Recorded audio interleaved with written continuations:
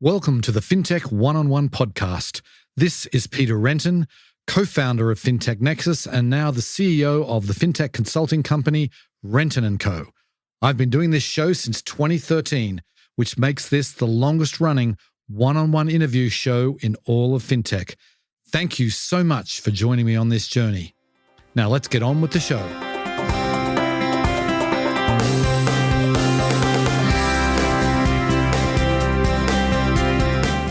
Today on the show, I'm delighted to welcome Wayne Slavin. He is the CEO and co-founder of Sure. Now, Sure's a really interesting company. They are in the insurtech space, and they have created really the embedded insurance category. They're the leaders there. So I wanted to get Wayne on to talk about how they've been able to do that. We also chat about insurance in general and why it has lagged behind other areas of finance when it comes to digitization. We obviously talk about how the embedded insurance product works, the different fintech companies that are using it. We talk about claims, fraud, the future of embedded insurance, and much more. It was a fascinating discussion. Hope you enjoy the show. Welcome to the podcast, Wayne. Thanks so much for having me. My pleasure. So let's kick it off by giving listeners a little bit of background about yourself. I was looking through your LinkedIn profile, and this is not your first rodeo, it seems. So why don't you give us some of the highlights before you started Sure? Absolutely. This isn't my first startup rodeo, but fun fact about me is that this past month I did go to my first real rodeo, and it was great. Right. Just a bit about me. Entrepreneur in tech my entire career, everything from consumer electronics, cybersecurity, AI before it was called AI, and into enterprise software that really led me to fintech and now insurtech. Okay, so let's get to the founding of the company. You have a really interesting aha moment, I thought, when you realized that you wanted to found this company. So tell us a little bit about that moment and how you kind of got started. The way I like to think about it is good ideas come from a handful of places. Generally, when you slow your mind down, you have some ability to pause, and I think they come in one of two places. One is in the bathroom, in the shower, maybe, or maybe somewhere else, and then two. For me, it came from an airplane flight, and it was a flight to Las Vegas. I'm pretty firm that any idea leaving Las Vegas would not be a good startup inspiration aha moment idea. Those are probably the ones you pass. But yeah, it was really an aha moment on a flight to Las Vegas, really a culmination of all the other disciplines of technology that I had learned along the way and applying it to this pretty big market of insurance that hadn't been tapped, and was one of those things that I just couldn't shake the idea out of my head for a long time, and eventually just had to scratch the itch, go build it. And here we are, 9 years later, in a category of one in enterprise infrastructure for insurance programs. What did you see specifically that was missing from the industry right at that very beginning that said, this is something that I want to sink my teeth into? The way to simplify it is there was just a lack of customer focus on insurance.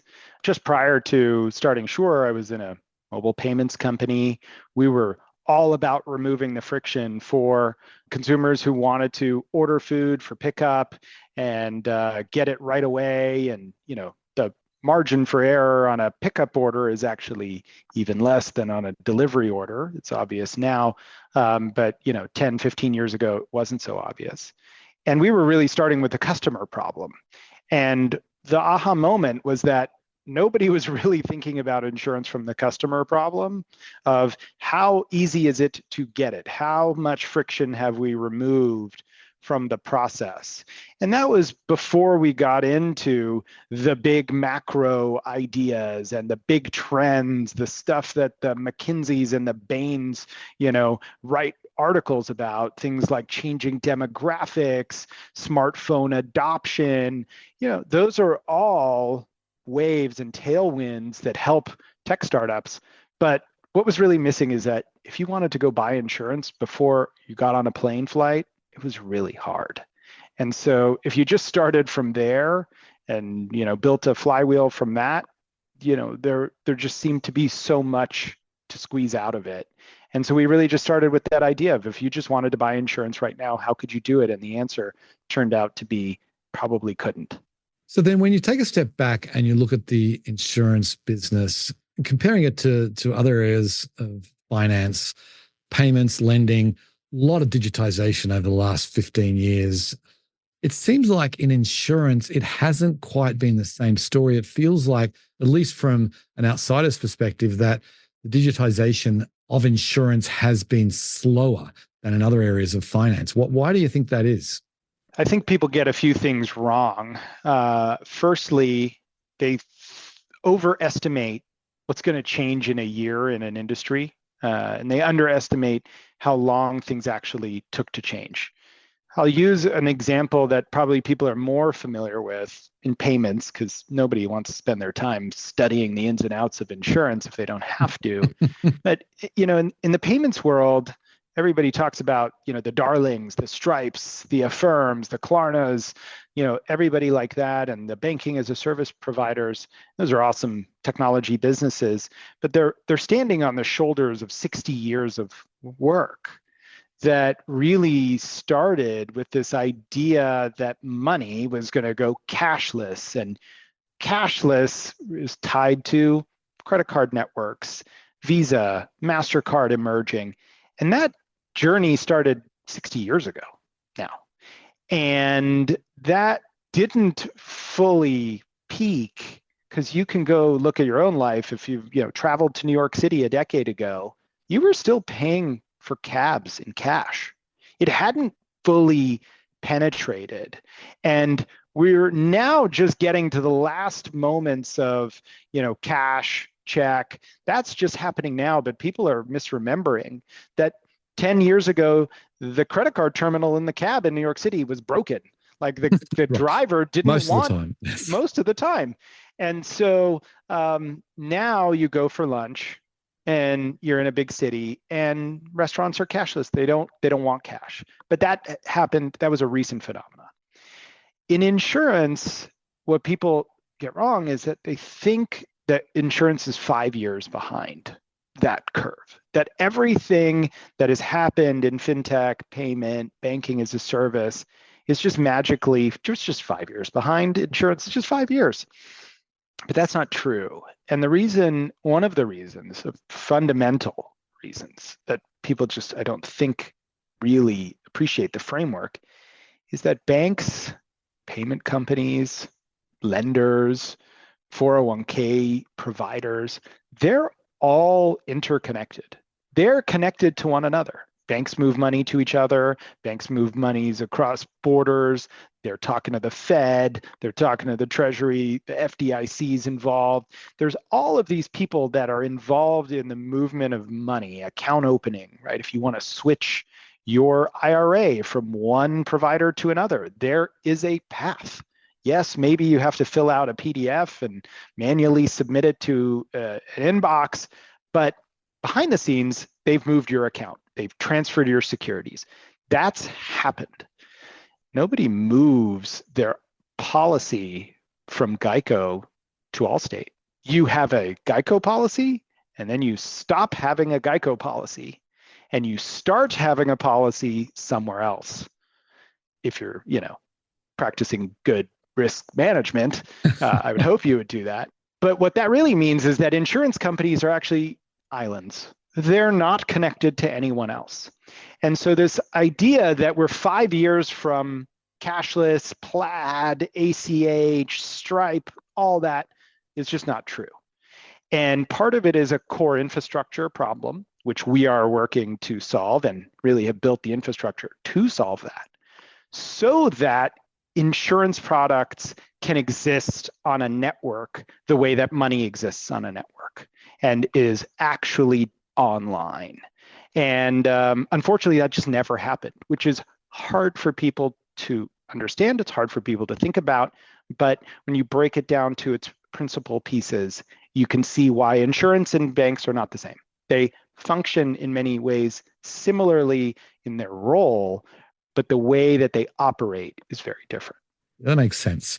So let's dive into what you actually offer at Sure. I'm very much interested in the embedded insurance product. Can you just explain how it works and what types of insurance you include? Yeah. So the way that it works is the best way I'll put it is what we've really done is build the Visa rails, the MasterCard network of insurance products. And so we are connecting insurance products from an insurance company. We are not an insurance company that wants new distribution. They want to sell their insurance products.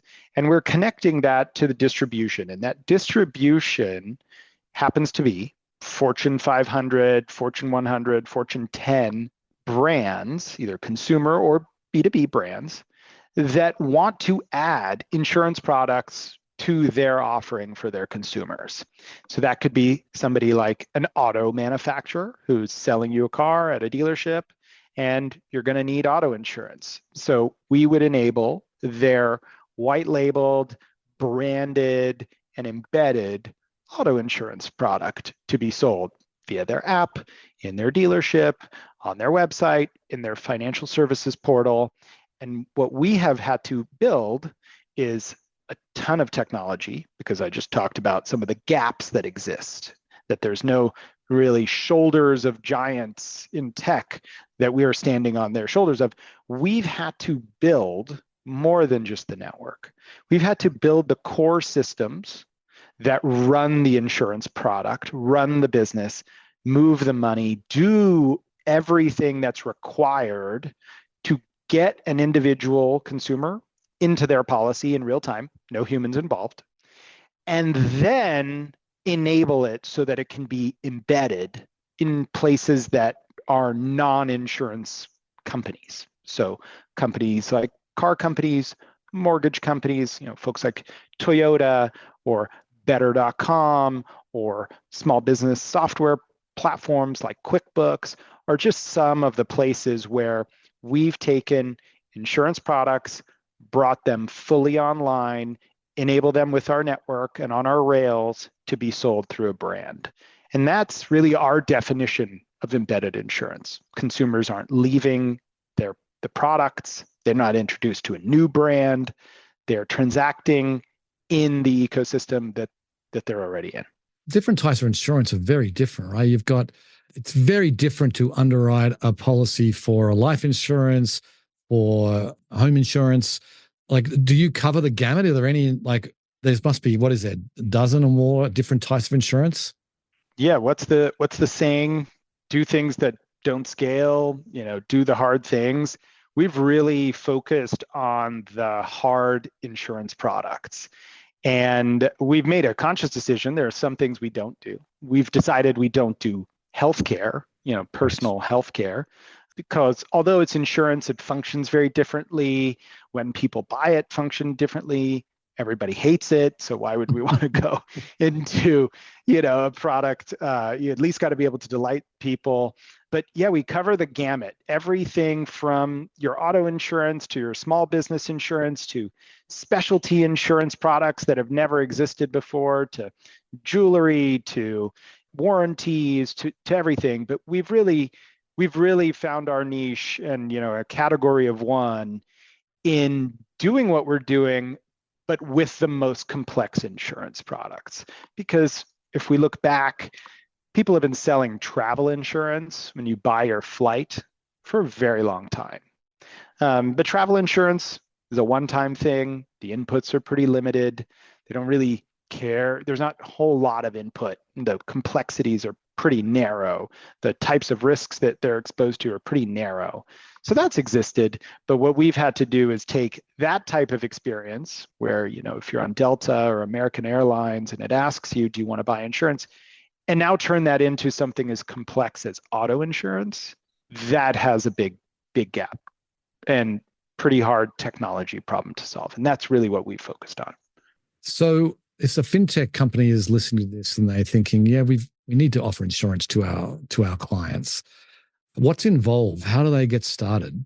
Well, they get started after they've picked themselves up off the ground, stopped crying, got out of the fetal position. The thing to really think about is what are some of the goals, right? Some of the goals that our partners have are things like, they're doing a transaction, their core transaction, their core product offering. And insurance might be the thing that helps their customer complete their initial transaction faster. So if you're trying to refinance your mortgage online, you can't close your mortgage or buy a new home without insurance. So insurance can be a revenue driver. It could be a retention enhancement, right? If you've got your car loan and your auto insurance from one place, you probably stick around longer, and we've shown that with data. But then sometimes it's just, hey, if we can deliver more of X by making the friction for insurance less, great. Let's go focus on that problem. Let's go create that customer experience that gets people through their transaction faster. And some people might look at it like they want to lower total cost of ownership. So auto insurance, I'm going to come back to again because it's something everybody's pretty familiar with. But if you're buying a new car and car payment is a big chunk, auto insurance rates have gone up. Maybe, the automotive brand wants to offer auto insurance at a rate that is more competitive because they are only insuring, vehicles that they understand, or, focused on lowering cost, but it's a cost of their being, part of their entire ecosystem. And so it's starting with, what are we trying to solve for? Could be, a restaurant point of sale SaaS solution, and they just focus on restaurants. Well, what are we trying to do? Are we trying to help restaurants save money? We're trying to help restaurants spend less time searching for insurance. Are we trying to, drive retention? So we start with that question, and then we can help them attack that problem. And we've got solutions for each one. And then they need to decide how much of the work do they want to do. Do they really want to be building front ends for enrolling in insurance and managing insurance policies and renewing insurance policies? Or do they want to work with a team like ours who says, you'll still own the customer experience, have control over the customer experience. It'll be in your brand, but we'll just implement it all for you. And that's some of the background. Okay, so then if you're looking to offer insurance, does the fintech company or whoever is doing it, do they get to choose, like, okay, I really want to work with Allstate, or I really want to work with Geico, whoever it, like, do you kind of come to them and say, here's 5 marquee names, take your pick, or how does it work? Yeah, we are very much an agnostic platform and solution for who's the insurance provider. So very few of our customers come to us and say, we have reached an agreement, or we want to work with you name it company. We just want you to enable it. We actually thought that would happen more frequently years ago. We thought that would be quite common. It turns out people come and they're really now looking for the software and the solution. And so they're convinced 100% on our ability to deliver the software because they can see it, they can go use it, they can see other brands that are doing it. But now they're really coming to us for the solution of who is going to be the insurance, help us. And so we've actually helped connect some of the biggest companies in the world, not just biggest insurance companies. Literal biggest companies in the world with the insurance providers that they end up using. Because although they are the thing that everybody is coveting, they have millions, if not billions of consumers. And you'd think that every insurance company would just bend over backwards to try to figure out how to work with them. They honestly don't know how. So we end up matching that together, but we will work with anybody because the types of customers that we work with, some of them, they could buy their own insurance company. Some of them already own insurance companies. And so they might say, we want your solution, but it's going to be our insurance company or you bring one. And that's ultimately what we're kind of democratizing. Right, right. Okay. With fintech companies that you're working with today, I mean, you mentioned better.com, obviously home insurance. What are some of the fintech companies you're working with, and what are they using you for? I'm not going to name the exhaustive list, but Just we some. use, yeah. I mean, for your audience, they'll probably know a couple of them. MasterCard is one that we work with, and we have worked with for years, and we do so globally. Most people don't know that MasterCard has hundreds of millions of cardholders around the world that have insurance. You think about when you go rent a car, you're traveling, those are insurance products. And unfortunately, even though it's almost invisible to the user of that card, of that product, for the people that do want to use that insurance, historically, it was a pretty painful process. It was a process whereby if you rented a car, you used your World Elite MasterCard, you used it at choose your rental car, Sixt, Hertz, didn't matter. The process for making a claim on that insurance was painful, like really painful. 6 weeks, submitting paperwork, all of this kind of stuff, and it just didn't get better for almost 2 decades. It just didn't get better. It was the same way. Sit on the phone, submit paperwork, stuff like that. And so they came to us to say, hey, we see an opportunity to improve the customer experience for all MasterCard cardholders. And I won't go into all the detail here, but we've helped introduce this concept and deliver a solution where for many of those types of insurance products, people can get automatic, near instantaneous decisions on their claims, submitting those types of insurance claims. What happens when you take these insurance benefits that are included as ancillary products and you start offering those intelligently to people who want to buy more insurance? That doesn't mean everyone's going to buy more insurance, but maybe there's a percentage of the population that will. So really interesting types of programs with companies at that scale, MasterCard's type scale, but we also work with folks like MoneyLion in the fintech world, and their WOW debit card program. And, I'm certainly missing some others, but certainly folks like Intuit, and, I would put them in the fintech bucket as well.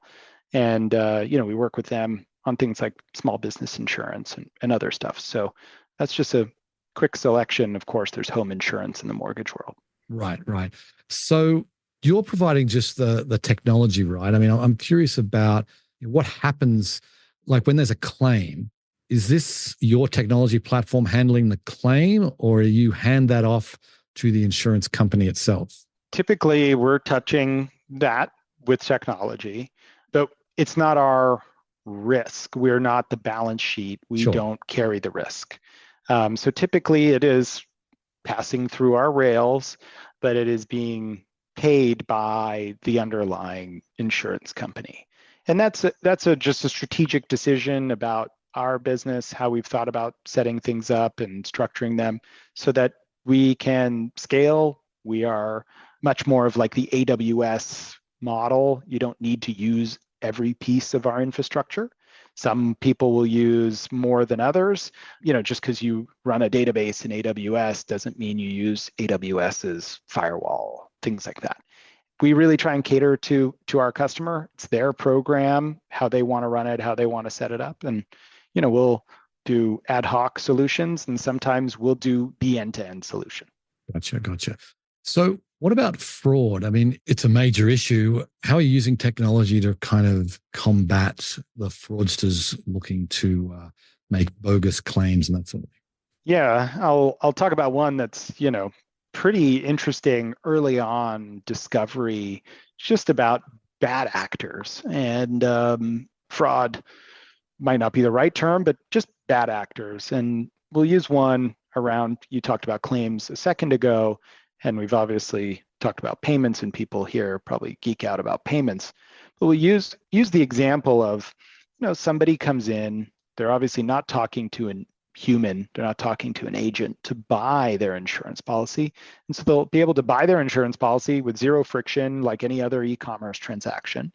And one of the things that we've built into our technology is things like, hey, if somebody made a payment, but then they dispute the charge.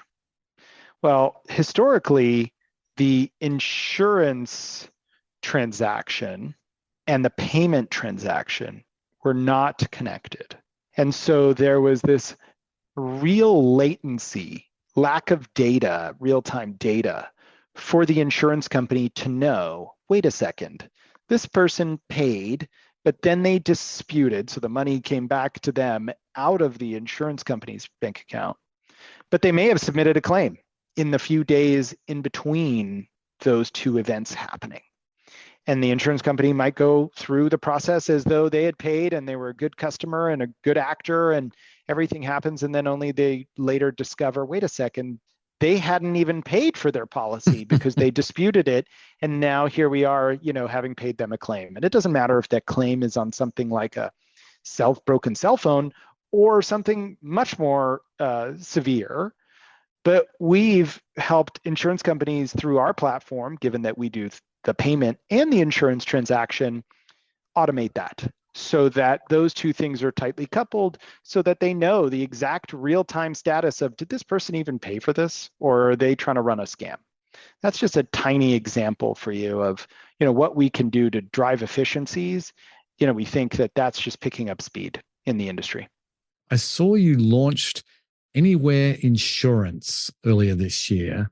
What is that and why did you do it?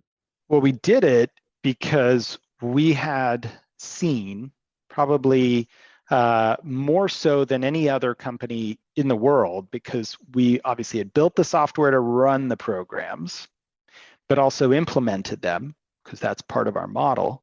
We had seen the friction involved in launching insurance programs and how long it took to go from this idea of a product to the filing and creation of an insurance product, to submitting it to the regulators, to getting it approved, to putting it into our software, frankly, any software. I mean, ours is way faster to implement than the traditional legacy ways. And then being able to launch. That required 20 plus vendors of different pieces and waiting in line. It's like going to Disneyland on a holiday weekend. You just have to wait. And yet it was a lot of repetitive work. There wasn't really anything unique. We were just, the industry, again, is not interconnected. So one company's experience taking 3 years was happening in parallel with somebody else waiting 3 years. It didn't matter. There was no efficiency. And so what we said was, let's focus on what we're good at, which is the making the sausage, so to speak, of an insurance program. And let's expand our offering to include not only the software, but also the insurance product, so that we can shrink that literal 3-year time period to create a new insurance product and bring it to market.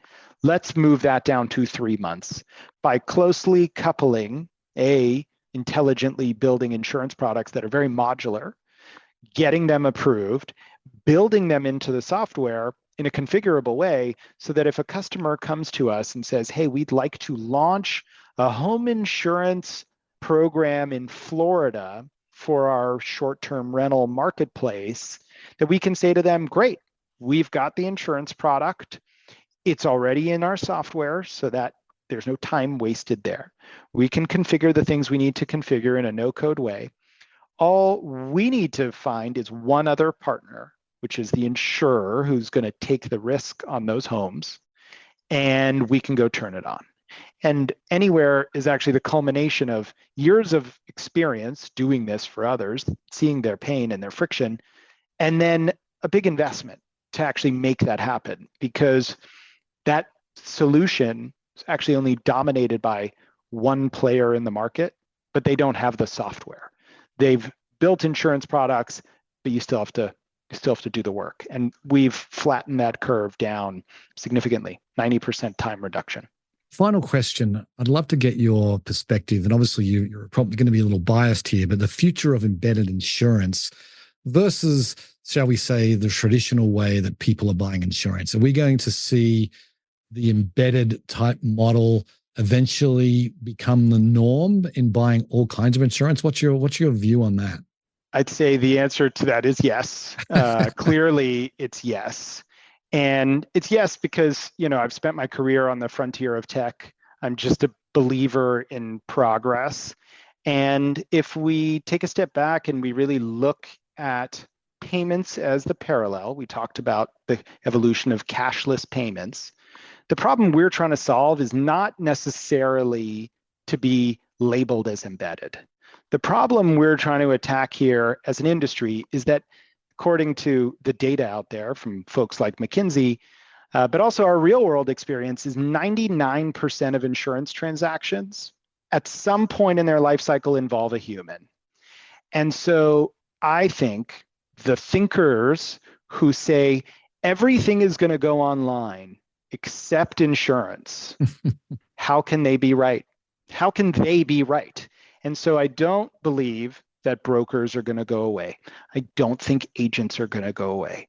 But what I do think will happen over the next 5 years is we're going to go from 1% of insurance transactions being truly online to 10%. And that the next big thing in embedded insurance is going to be built on our rails because the required infrastructure, the required steps to make it a truly online transaction aren't being delivered as a solution by others. Because to assemble it yourself, too hard. To assemble it with other parties, you need 20 of them, way more practical when we think about technology adoption. That one company emerges, maybe there's a second that happens over time, but one company emerges that has bundled everything together and they become the de facto rails and the ecosystem to enable something. And the cool part about what we're doing is that if we become the de facto rails, like an Apple, like a CME or an ICE or an Amex or a Visa or a MasterCard, those are the companies that do the most net income in the Fortune 100. And so we've just got a very audacious goal, but it's a 10, 20-year goal. And that's where I believe embedded insurance is going to be obvious. It's going to be obvious when we look back 20 years from now. Okay, Wayne. Well, that was really interesting. I know I learned a lot today. I really appreciate you coming on the show. Thank you so much for having me. I loved it. Well, I hope you enjoyed the show. Thank you so much for listening. Please go ahead and give the show a review on the podcast platform of your choice and go tell your friends and colleagues about it. Anyway, on that note, I will sign off. I very much appreciate you listening, and I'll catch you next time. Bye.